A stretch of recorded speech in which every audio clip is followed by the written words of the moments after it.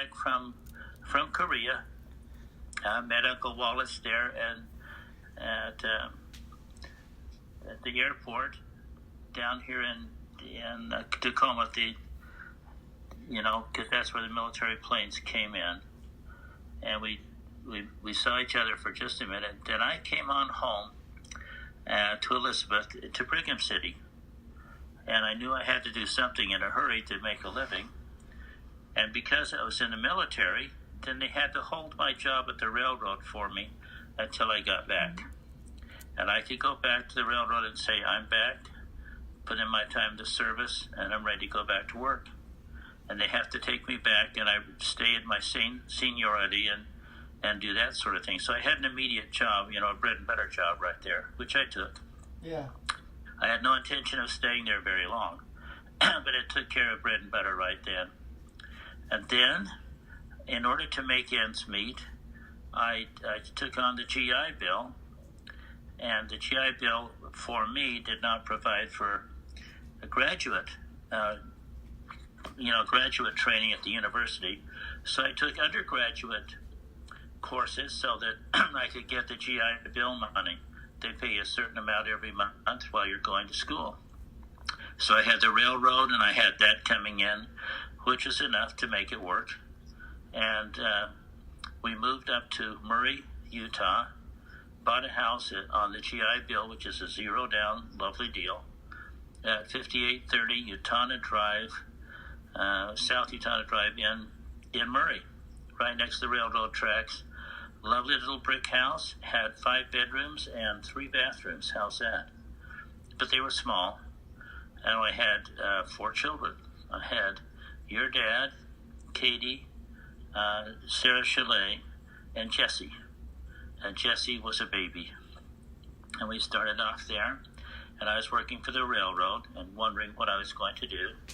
And one of the other railroad workers that I'd worked with before I went in the service was then a fireman, and he said, Howard, I'm working in real estate, so I'm doing real estate on this side, I'm doing the railroad here. I can do both. That seemed intelligent to me. My father did that all my life. He said, you can do both, and you can come, you'll make more money in real estate. And so I said, good. He said, I have a boss who'll take you on part-time. Most of the real estate brokers in the state of Utah did not take on men who are not full-timers. They didn't want to have part-time guys. But I went to meet Tony Saraceno, and he said, hey, I give women jobs, and they're only part-time, but because they don't have another job, then nobody cares. And so I figured I ought to give you the same chance I do them. So, sure, I'll hire you. 2 things I'm going to tell you. Number 1, you're not a CPA, so don't give anybody tax advice. Number 2, you're not a lawyer. Don't give anybody legal advice. You just sell them real estate, okay? Keep it simple. And every contract you write, you figure this is going to go before a court, and a judge is going to be looking at this. So be careful what you write down. that was it. And off I went. His secretary's name was Lucille, and she was fabulous, and she kind of guided me through the whole thing. I didn't see Tony a whole lot.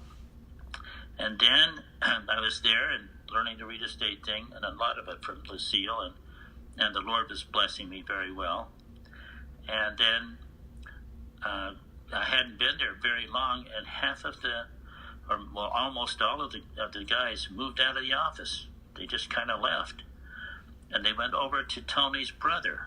Tony had a brother there, and he had a real estate firm. And he kind of took Tony's business away from him. I think, between you and me, a little underhanded. And he had another couple of brothers. And so the Saraceno brothers were in it. And I was just doing my real estate work, but I was basically carrying the shop.